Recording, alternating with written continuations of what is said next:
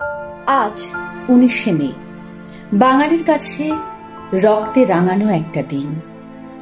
মে মাসটি আসামের বরাক উপত্যকার বাঙালির কাছে রক্তক্ষয়ী সংগ্রামের মাস।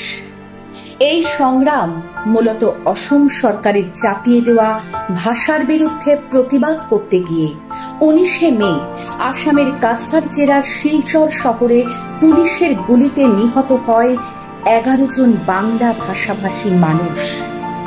তাই আজকের দিনটা আমাদের কাছে অমর 19শে মে, বাংলা ভাষা শহীদ দিবস।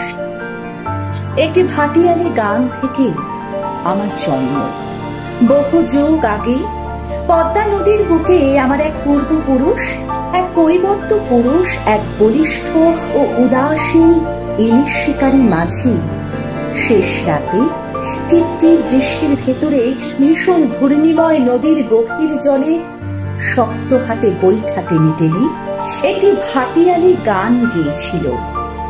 সেই গান থেকে আমার জন্ম, আমার পিতৃ পিতামহের জন্ম।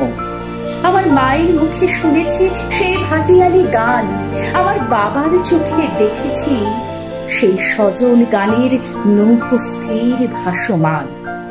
আমি ঘুমের মধ্যে জেগে উঠি, সেই নৌকার কাছে দৌড়ে নেমে যাই।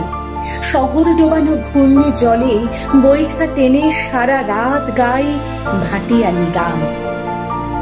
বুকের রক্ত মুখে তুলে যারা মরে, ওপারে ঢাকায় এপারের শিলচরে, তারা ভালোবাসা বাংলা ভাষার জুড়ি 19শে মে আর 21শে ফেব্রুয়ারি। আমি বাংলায় গান গাই, আমি বাংলার গান গাই, আমি আমার আমিকে চিরদিন এই বাংলায় খুঁজে পাই।